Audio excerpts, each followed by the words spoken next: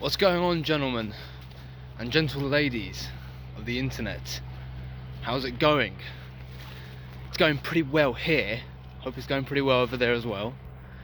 As you can tell, the lighting today isn't good. That's because the sun has decided to go down early today. Because it's winter, right? It's fucking December. It's December the 2nd, which means it's time for a little yearly annual festival. Now, I don't mean a festival in the traditional sense, because we've got Christmas already and that's already taken care of, and the corporations and the marketing teams have already jumped on that bandwagon, so I'm not going to jump on that. But I'm going to decide on a new one, the winter festival, the winter solstice, which is basically Christmas anyway. But I'm going to make my own version of it, and it's not exactly a festival, but it's more of a celebration, and the celebration will come after, at the end of December. But the whole month of December is going to be dedicated to the monk mode practice. What is the monk mode practice? What is it? You hear a lot about it, and some people practice it, some people do it, but how do you dedicate yourself to it for a whole month? Well, the way I see it is, this life is a journey, and there's no point going on this journey without a few hallmarks. A few steps on the way where you can just put your sword down and rest. But you can also acknowledge the work that you've done, and the work that you've accomplished, and the goals that you've smashed. Yeah?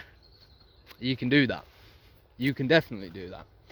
So winter, or December anyway, I find it to be a really nice month, because it's at the end of the year, it's cold, you might need to take a little break off your work because of the lockdown and COVID, and in general things slow down around winter time anyway. It's called seasonal change. Things just get colder. The animals aren't out as much anymore. Humans kind of get a bit depressed during winter because, again, it's always cold and daylight is limited. I mean, look in the background, you can see the horizon. It's 4:20 right now, or 4:22, 4:12 actually, what am I saying? But yeah, it's already pretty damn dark. But anyway, yeah, that's a little opinion or idea that I had about December, dedicating it to something, dedicating December to some higher ideal. We dedicated our lives to a higher ideal. Why don't we do the same for months? December's here. What can we give thanks for? Again, we've got Thanksgiving. I'm just regurgitating all the normal holiday practices. But the thing about those holiday practices is that they're so, corporatized. They're so capitalist dominated. We know about them. We know that they're a money-making machine now. They don't have any deeper meaning behind them. Whereas I'm trying to come across from a different angle and say, no, December's here. You give thanks to the universe. You give thanks to God. You give thanks to yourself for getting you this far, for surviving, for making it, for building the man that is fucking awesome. But anyway, I was watching a video by Elliot Halsey. Let's get into the video. Social anxiety, okay? This is a thing that a lot of people deal with, and it's certainly something that I've dealt with in the past, and I still incrementally see it come, back a little bit. Okay, what is social anxiety? Number one, it's not anything abnormal. Social anxiety is not something that's out of the norm. So get that out of your head. Social anxiety is normal, very normal. Human beings are designed to live in tribes, very small tribes, around 100 to 150 people. Okay, and we form connections with these people in our tribe, and we know them. Okay, you don't feel anxious around your family members. You don't feel anxious around your mum and your dad. You don't feel anxious around your brothers and your sisters unless they've done something to earn it, right? You don't feel anxious around people your friends, people who are close to you. You don't feel anxious around these people, right? Because you know them. But it's people that you don't know, new people, strangers. These are the people that you feel anxious around. And the body's response in these situations is perfectly normal. Elliot Halsey said that the central nervous system in social anxiety is simply responding to the new event, the new situation, with adrenaline, with cortisol, so the stress hormone, okay, a heightened sense of alertness, and you're very hypervigilant. So you're looking at other people and their behaviors, and you're looking at their actions. And he again mentioned I'm literally just plagiarizing his whole video here, but I'm going to go into a deeper topic anyway. I'm using his video as a foundation. But he used a pyramid structure where he said social anxiety, the way to deal with this is to, number one, realize that the body's response, the physiological body's response, is normal in this situation. When you meet an attractive girl, you feel this dopamine rush, you feel this adrenaline rush, and this cortisol rush as well, I guess. It feels good, but at the same time it feels nervousy and tensy and shit. Okay, that's normal. That's normal. That's not gonna ever go away. That's not even approach anxiety. That is a normal response from your body when it's put into a new situation. It's called the stress hormone for a reason. It's why I take cold showers, because it's the same kind of, you're kind of emulating the same situation, I guess. You're putting the body through immense stress and you're trying to stay calm. So number one, what you do in a socially anxious situation is you focus on your breath. That's the first thing you do. First thing in terms of tangibility, okay? Because when you focus on the breath, it allows you to go within, to look at my body. What's going on in my body? What's going on in my hands? Where am I feeling the sensations? Where is my heart? Where is my heart? Is it palpitating? Is it, beating really heavy? Am I sweating in my hands? Are my hands clammy? Is my face tense? Are the muscles in my face all fucked up? Right? Analyze. Or no, rather don't analyze. See, witness, observe what your body is doing. Okay, so that's number two, or number one actually.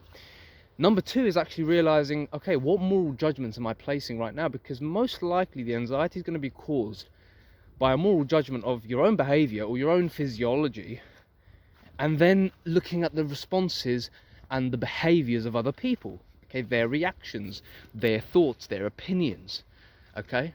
So what you're doing is you're comparing yourself to other people, and you're looking at them to see whether or not their reactions prove that there's something wrong with you, because that's ultimately what social anxiety is. There's something wrong with me. I'm not normal. I'm not normal to be in a social situation with people. That's the most normal thing you could ever do, to be with people. You're a human being. Yeah, the only reason you think otherwise is because you think that way. That's it. You think it. And you are what you think, just like you are what you feel. So, to get out of this rut, this paradigm of hell, which is going to rob many opportunities from you if you continue to go down this line, which is why social anxiety can be so crippling, but it's solvable, okay? It's very solvable because it's caused, number one, by misidentification of what's going on in your body, my physiology, okay? What's going on in your body is normal. Number two, a moral judgment on the situation. So you're looking at how these people are reacting to me, how I'm reacting to them. There must be something wrong with me, must be something wrong with them. Who knows? Okay, a moral judgment. See that, realize that, and your anxiety is basically gone. And of course, number three, the final point, the end of the social anxiety problem is energy. Energy. That adrenaline you feel, that cortisol, the stress hormone, it's simply energy. It's excitement, but you just interpret it as being nervousness and anxiety because you've got a moral judgment. You've placed a moral judgment on the situation and yourself, so you are responding to your own feelings negatively. Okay, how do you get rid of all this stuff? Because it can get quite taxing, right, to really go through all these processes. You're like, oh, this isn't a quick fix. Well, there are no quick fixes in life, okay? Let's be honest here. NoFap and semen retention will help you massively in this because it will regulate your central nervous system a hell of a lot more efficiently than it was before. High testosterone means less cortisol. They are negatively correlated, okay? The higher testosterone you have, the less cortisol you have. The higher cortisol you have, the less testosterone you have, okay? So naturally, when you're lifting weights, eating good sources of protein, working out, having sex, not jerking off, this will all raise your testosterone. And when you raise your testosterone, you naturally will feel less stressed, you will feel less anxious, you will feel more grounded, more centered, and your anxiety is basically going to be lessened. Okay, a lot of people have said that NoFap was the answer that they were looking for, in the sense of a lowering of their social anxiety, and even in some cases a complete elimination. I can definitely tell you that they're not lying, they're definitely true. Okay, but the science behind it, and look, I'm not much of a science guy, I ain't gonna lie. I prefer a hell of a lot more to delve into the metaphysical, spiritual, energetic dimensions of NoFap rather than the science behind it. But I understand that some people do have a scientific mind and they need to hear the logic. So I'm going to give you the logic because I understand that this is just the way you are. But the science behind it makes perfect sense. High testosterone, okay? So anyway, your social anxiety is going to be massively, massively reduced when you do NoFap. Okay, that's almost guaranteed. But when you still find inclinations to be anxious, or you find certain situations a bit disturbing or uncomfortable, okay, let's say you're getting out into the world and you want to make new friends, or you want to meet new girls and you just want to go out and explore and adventure, yeah, these are new experiences for you, man. You're like a child, you're like a kid who's learning how to walk, right? You're gonna fall, you're gonna stumble, but hey, what matters is you're trying, and that's all that fucking matters. So in a situation itself, focusing on your breath, witnessing the mind, and also looking at the energy in your body, and stop labeling it. Pretty just as simple as that. Stop labeling what's going on in your body. If anything, I could simplify the whole video by just saying, be the passive witness of everything that's going on rather than the doer. Be the witness, because in the place of witnessing, in the place of silence, you're a lot more efficient in your responses. I don't know if you've noticed this, because your energy is controlled. When you're witnessing, when you're silent and you're just watching, you're able to respond a hell of a lot more grounded when you're not taken in by the energy that's going on in your body. Being grounded simply means taking the energy and putting it in a place in your body where you can just sit on it, rather than it just goes crazy up and down everywhere. And usually that's what anxiety feels like. It feels like a frenzy in your head. You know, you feel tense, your muscles are all tight, your voice is all shaky, you can't focus, your hands are sweating. It feels terrible. Feels terrible. Okay. And yeah, sometimes I find myself just having this physiological response just almost spontaneously, and I'm then pissed off. I'm like, what the fuck? I shouldn't be feeling anxious. I meditate. I'm on NoFap. I shouldn't be feeling it. Bro, it's not like it was before. Number one, like 5 years ago, that anxiety was up there. Now it's like just an increment, but because it's such a deviance from my normal baseline levels, it feels like a big deal. But having a bit of cortisol in your body and a bit of adrenaline as a response to a physiological situation, what am I saying? As a physiological response to a situation is very normal. So the problem is the judgment of that.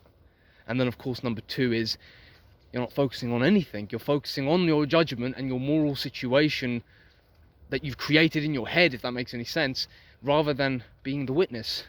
So that you can not only benefit yourself by not being taken in by all these thoughts and feelings, but also you can actually be a more effective communicator and respond to the person that you're speaking to, okay, more efficiently rather than just instinctively with the physiology, if that makes any sense. I hope this video helped, guys. Sorry about the lighting, I woke up very late today. I'm going to make another video tomorrow regarding the subject of mental health and how to keep yourself motivated during this lockdown and during tough times in general. It doesn't matter. This isn't the last phase of adversity you're going to face in your life. This is just one of them, one of many. So anyway, I'll be back tomorrow with another one. Hope you enjoyed this video, and I'll see you in the next one. Take it easy.